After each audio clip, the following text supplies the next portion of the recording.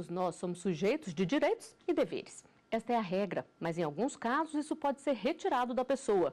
São situações graves em que é determinada a interdição judicial. Uma das consequências é a influência que pode acontecer em um direito garantido pela Constituição Federal. E é sobre isso que vamos falar no artigo 5º de hoje. A nossa Constituição garante o direito de herança. E o que acontece a partir de uma interdição judicial? Esta é uma das dúvidas que nós vamos tirar com os convidados de hoje. Eu recebo aqui no estúdio da TV Justiça, Liliana Marques, presidente do Instituto Brasileiro de Direito de Família, IBDFAM, do Distrito Federal, e também o advogado Leandro Gobo, que também é professor e mestre em Direito Civil. Obrigada por aceitarem o nosso convite. Doutor Leandro, eu queria que o senhor começasse explicando para a gente a partir de que momento a pessoa adquire a plena capacidade para exercer os direitos da vida civil. A capacidade plena, ela surge por um critério exclusivamente de idade. Tá? O que o Código Civil diz hoje é que até os 16 anos a pessoa é incapaz absolutamente. Dos 16 aos 18, a pessoa se torna incapaz relativamente. E a partir dos 18 anos, existe uma presunção de capacidade. Então, dos 18 anos para frente, para todos os efeitos, a presunção é de que a pessoa é plenamente capaz. O que é preciso para fazer uma interdição? Essa incapacidade relativa, que é o que pode levar a uma interdição por meio de uma ação de curatela, está prevista no Código Civil. As hipóteses hoje são apenas de incapacidade relativa, inciso 2º, 3º e 4º do artigo 4º. São as seguintes. Em primeiro lugar, os ébrios habituais, pessoas que têm problemas com álcool, viciados em tóxicos, e são pessoas que, então, têm problemas de dependência de drogas. A outra hipótese é das pessoas que não têm capacidade de exprimir sua vontade. E essa hipótese é uma hipótese bastante ampla. Vários tipos de problemas podem levar a essa situação, em que uma pessoa não é capaz de exprimir sua vontade. E a última hipótese é uma hipótese até interessante e curiosa, que é dos pródigos. São as pessoas que não conseguem gerir o seu patrimônio, elas gastam tudo de forma desenfreada, de forma descontrolada e até perigosa. Nós vamos voltar a falar mais sobre essas hipóteses daqui a pouco, mas antes, doutora Liliana, eu gostaria de saber da senhora se toda a interdição tem que ser feita através de um processo judicial, tem que ser determinada pela Justiça. Toda interdição ela tem que ser judicial, tem que ser judicializada, né? Tem que ser decretada a interdição, seja ela provisória ou em caráter definitivo. E a partir daí surgem os efeitos dessa interdição. E só pode ser, então, quando um juiz determina que seja feita a interdição da pessoa mesmo, né? Tem todo um processo que corre a partir daí. Tem todo um processo, tem que ser submetido, apesar de ter um laudo, um atestado médico, quando você ajuiza uma ação de interdição, é necessário, é um critério que passe por uma perícia médica, por uma equipe multidisciplinar. Essa perícia, se a pessoa estiver sob o palio da justiça gratuita, será indicada pelo juiz, né, um órgão público ou um médico, um perito que irá ser às expensas do Estado, tendo um limite. E caso a pessoa não esteja pela justiça gratuita, será indicado um perito. Cada juiz tem os peritos que são cadastrados na vara e a parte vai arcar com o ônus da perícia, o que não é barato. E quando pode ser pedida a interdição de alguém, o que justifica uma medida tão drástica? Uma das hipóteses, como a gente falou aqui, é a pessoa que perde a capacidade de administrar seu patrimônio pelo uso excessivo de álcool ou drogas. Nesse caso, para ser internada mesmo contra a vontade própria, ela pode ser interditada. Dados da Organização Mundial de Saúde mostram que o consumo de álcool no Brasil aumentou 43,5% nos últimos 10 anos e já supera a média mundial. Muitas vezes a dependência é tão grande que a pessoa perde o controle sobre a própria vida. Diante do vício, muitos buscam clínicas de recuperação, mas em alguns casos se negam a procurar ajuda.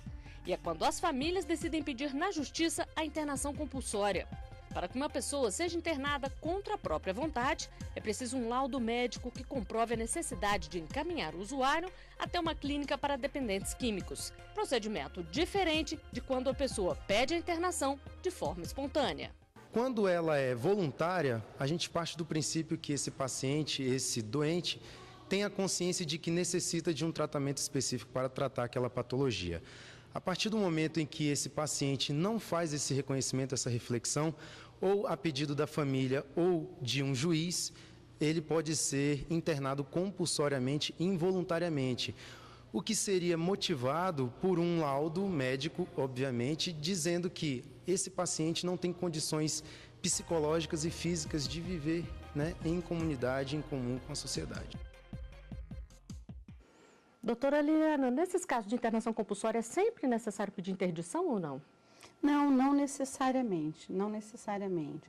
Agora, se for internado e conforme a gravidade, posse de um relatório, é interessante que se peça, porque a pessoa, o tratamento não se sabe quando vai durar e às vezes a pessoa não tem capacidade de gerir os seus atos da vida civil relativo à questão patrimonial.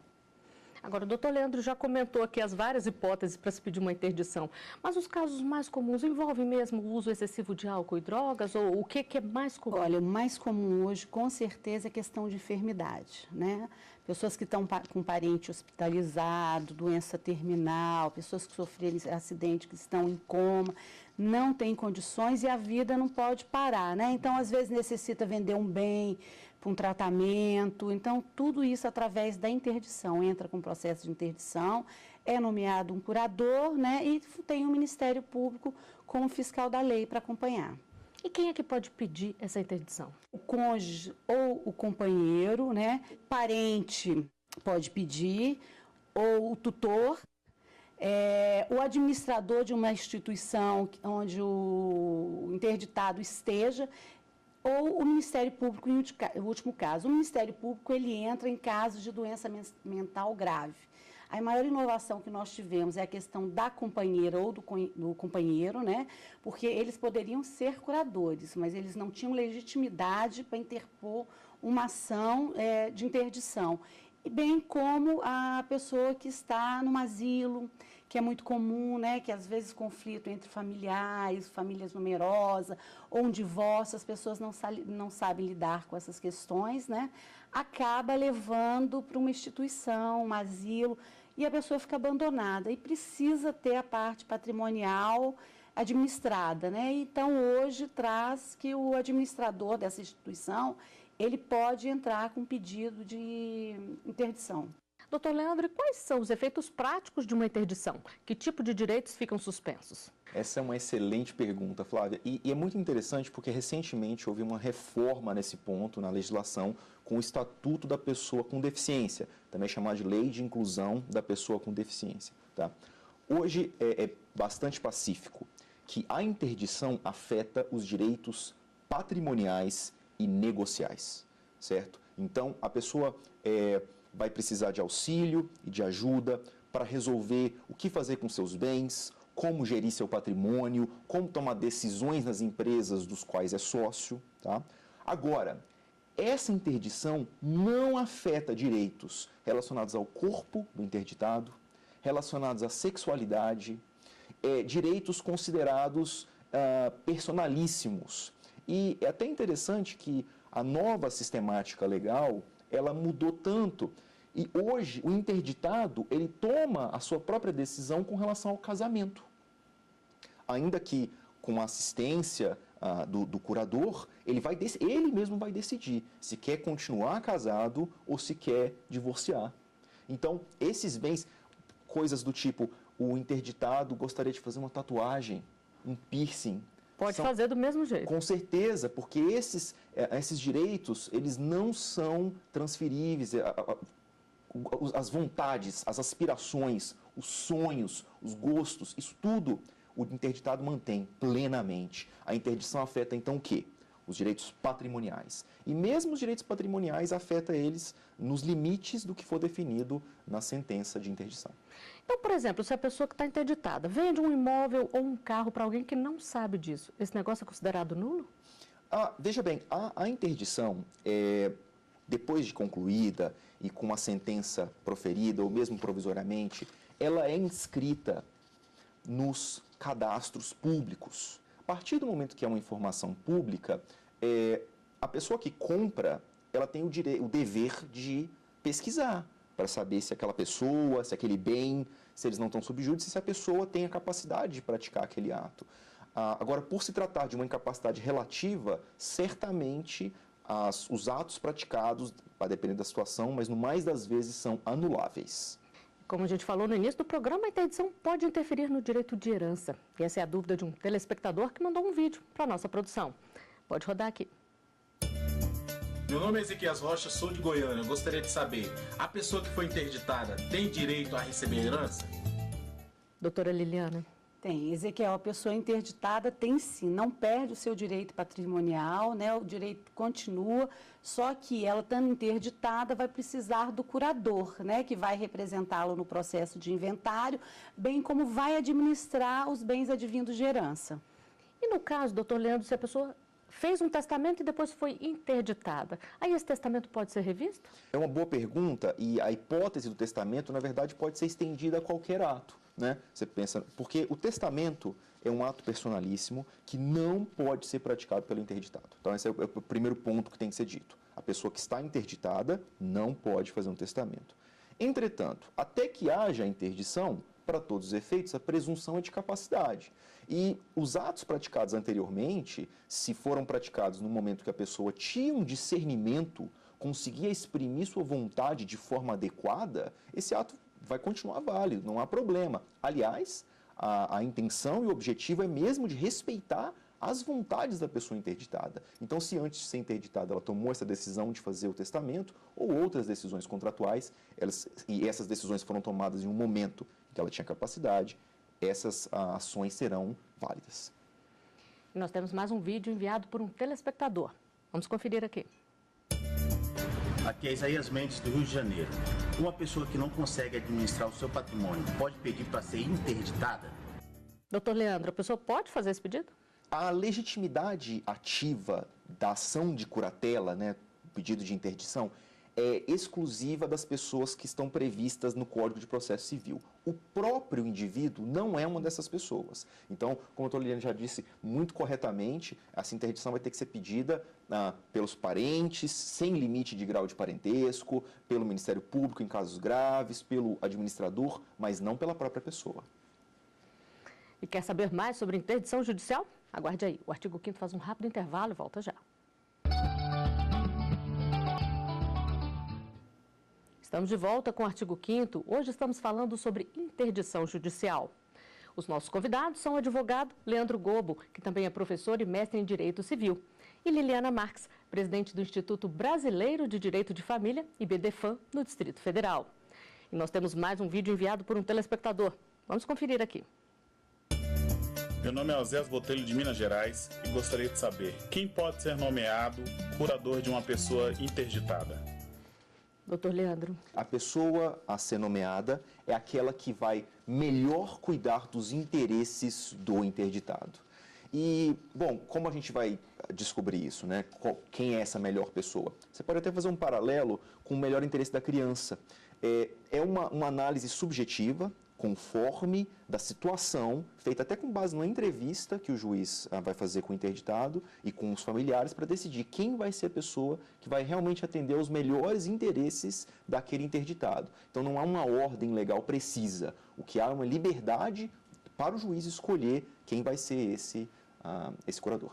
E se for escolhida uma pessoa e um familiar ali não concorda com essa escolha, doutora Liliana, o que acontece? Bem, aí vai ser analisado, né, em juízo. O juiz com certeza vai nomear uma equipe multidisciplinar que vai ver o que atende o melhor interesse do curatelado. O que acontece? Que às vezes a pessoa que vai ser interditada, ele tem uma pessoa incapaz, às vezes ele pode ter um filho, alguém que está sob a responsabilidade.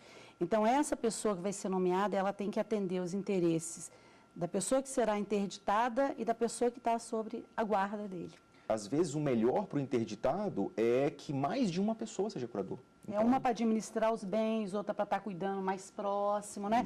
Para dividir, porque, olha, não é um processo fácil. E as consequências, né? Que às vezes a pessoa fala, vou interditar. Sabe o que significa interditar? Eu acho que é uma das situações mais drásticas e as consequências que advêm, uma prestação de conta, que é uma coisa muito complexa. é uma coisa difícil de se fazer. Pois é, eu ia perguntar sobre isso. Se o curador, né, que tem a tutela, ele tem a guarda, ele tem que prestar conta e para quem?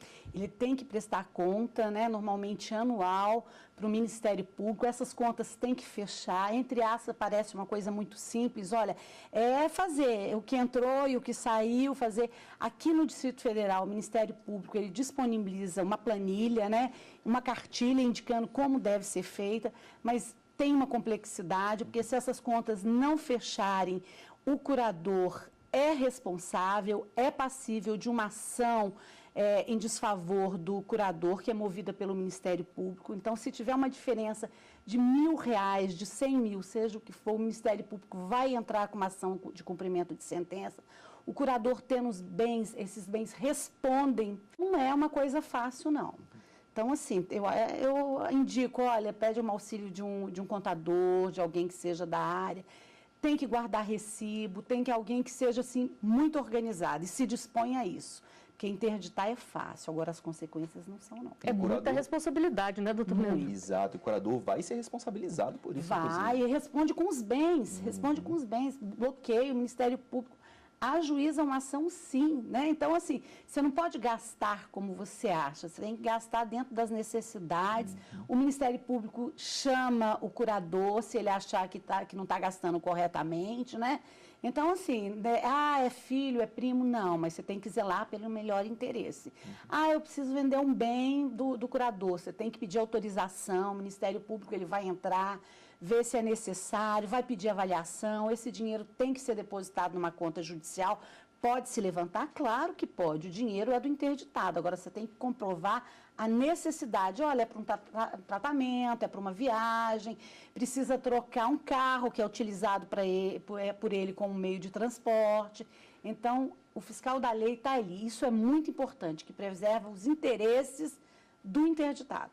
Agora, quais são as outras responsabilidades, doutor Leandro, além dessa parte financeira? O bem-estar físico daquela pessoa, quais são as outras responsabilidades? É uma série de responsabilidades. E as responsabilidades, na verdade, elas vão depender um pouco da extensão do que a sentença determinar com relação à curatela. Tá? Porque a interdição, ela não é sempre igual. A interdição varia caso a caso. A cada caso, o juiz vai, em sentença, determinar quais são os limites de responsabilidade do curador e os limites de capacidade do interditado. Então, o interditado, às vezes, ele só precisa de uma assistência em poucos atos de sua vida. Às vezes, ele precisa que o curador haja como verdadeiro representante, não como assistente. Então, isso vai depender caso a caso. Agora, um ponto importante que se aplica a todas as hipóteses é que o curador é responsável por tentar promover a autonomia do interditado. Então, muitas vezes a interdição, ela é uma situação que não é permanente e o curador, ele tem a obrigação, dentre outras obrigações, de, obviamente, cuidar do bem-estar físico e mental, de também promover a autonomia desse interditado. O senhor está falando aqui de autonomia, essa é justamente uma das dúvidas de um telespectador que mandou um vídeo para a gente. Nós vamos conferir aqui. Sou Thaís Gomes, de São Paulo, e gostaria de saber, a interdição de uma pessoa pode ser temporária? Pois é, doutor Leandro, retomada a autonomia e a pessoa pode voltar aos direitos dela, como é que funciona? Legal a pergunta da Thaís. A ideia é a seguinte, a interdição é uma situação excepcional, excepcionalíssima, como a doutora Liliana já disse. E a hipótese de interdição e os seus efeitos só vão ser mantidos enquanto a causa que levou àquela interdição existir. Quando a interdição ela é deferida pelo juízo, ele vai definir qual a causa. Então, você está sendo interditado por esta causa. Se no futuro essa causa deixar de existir, o próprio interditado ou outras pessoas podem fazer o pedido de fim daquela interdição e retorno à capacidade plena. Mas é importante mencionar que isso não acontece automaticamente. Então, não existe sentença de interdição temporária automática, né? Você vai estar interditado por 1 ano. Não é assim. A interdição ela é ligada a uma causa. Quando essa causa chega ao fim, então, você pode pedir a suspensão por meio de um procedimento que vai seguir todo o rito da determinação da interdição. Para desfazer a interdição é o mesmo rito. Pois é, doutora Liliana, como é que esse rito funciona aí na prática? Tem que entrar com uma nova ação? Às vezes pode ser nos mesmos autos, agora tem que passar por uma perícia médica para constatar, tem que dar publicidade, que hoje fala, olha, e foi interditado, tem que dar publicidade na rede mundial de computadores, tem que ser publicado num jornal de grande circulação, onde o interditado mora, e tem que ser publicado 3 vezes no diário oficial por 10 dias, com intervalos de 10 dias. Então, tanto para interditar como para cessar os efeitos, tem que percorrer o mesmo caminho, E cessando a interdição, os direitos que a pessoa tinha perdido voltam automaticamente? Volta. O juiz manda oficiar o cartório, retirando, né, restrição, todos os direitos que perdeu, volta a gerir o mais importante, o seu patrimônio. E até interessante, doutora Liliana, nesse ponto, que a lei trouxe até uma possibilidade bastante moderna, que é do final parcial. Às vezes a causa chega ao fim parcialmente, então é possível, legalmente, uma sentença que devolva os direitos apenas parcialmente. Mas isso, óbvio, apenas se for pedido dessa maneira, porque se o pedido for do final da interdição, com certeza ele recupera todos os direitos, exatamente como foi dito. E a nossa equipe foi às ruas e fez as seguintes perguntas. O que você acha da possibilidade de interditar uma pessoa incapaz de administrar seus bens? Você faria a interdição com um familiar? Vamos conferir as respostas. Eu acho que às vezes é a solução mais rápida e fácil, porque você às vezes parar para estudar alguma outra, talvez possa piorar o caso, tipo ela acabar gastando tudo ou fazendo uma besteira com isso. Se ela realmente tem alguma situação que está prejudicando, talvez ela mesma não esteja em condição de decidir, mas conversando com o psicólogo dela, se tiver um médico, alguma pessoa que esteja auxiliando nessas situações, mas eu não faria. Seria uma forma de corrigir alguma coisa que está errada, né, e de ajudar. Teria possibilidade sim, pelo fato de eu saber administrar o que eles estão tendo no momento. Isso é uma situação muito complicada, né, muito delicada. Dependendo da situação, se envolver riscos, né, eu interditaria sim. Doutora Liliana, não é fácil, né? Como a gente já viu aqui, é bem delicado. Isso gera muitos problemas familiares? Olha, gera. Primeiro que é uma decisão, assim, é o mais drástico, falar vou interditar, tem a questão emocional da família, mas olha, tendo a necessidade, é a situação, é a providência mais adequada. E as pessoas têm que ficar tranquilo, porque vai ser...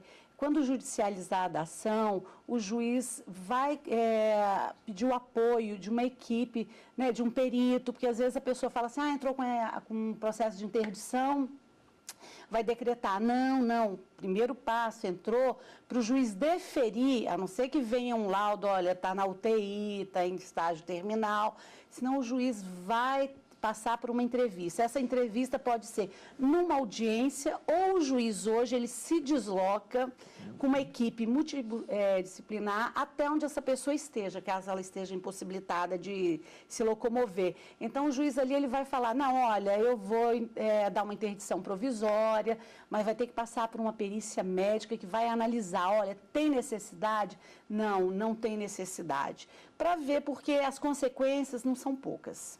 E vai preservar, que é o maior intuito, o interditado e a família em questão patrimonial. Pensa alguém que não esteja bem, começar a dilapidar o patrimônio. Isso não vai atingir só ele vai atingir as pessoas que estão ao redor, os familiares, né?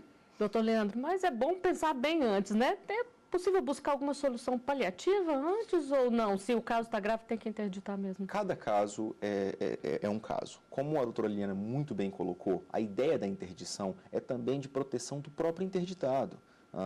Às vezes a pessoa, todos nós temos uma série de relacionamentos e relações jurídicas nas nossas vidas, compromissos, obrigações, recebimentos. Quando por algum motivo uma causa gera uma incapacidade nossa de gerir tudo isso, deixar as coisas soltas, você pode aumentar o problema, né? Você pode ter vários problemas relacionados a impostos, ao não pagamento de dívidas, ao não recolhimento de recebimentos que você poderia ter direito. Então, é importante analisar caso a caso. Eu concordo que a interdição é muito grave, mas se na hipótese a pessoa não tem capacidade de gerir seus bens, então, possivelmente, esse vai ser o melhor caminho. Bom, e o artigo 5º de hoje fica por aqui. Doutor Leandro, doutora Liliana, muito obrigada pela entrevista aqui, por todos os esclarecimentos. Obrigado a você pelo convite, Eu que agradeço, Flávia. E obrigada também a você que acompanha o nosso programa. Participe enviando uma sugestão de tema para artigo5@stf.jus.br. E você também pode acompanhar a nossa programação pelo site tvjustiça.jus.br. Até o nosso próximo encontro. Tchau.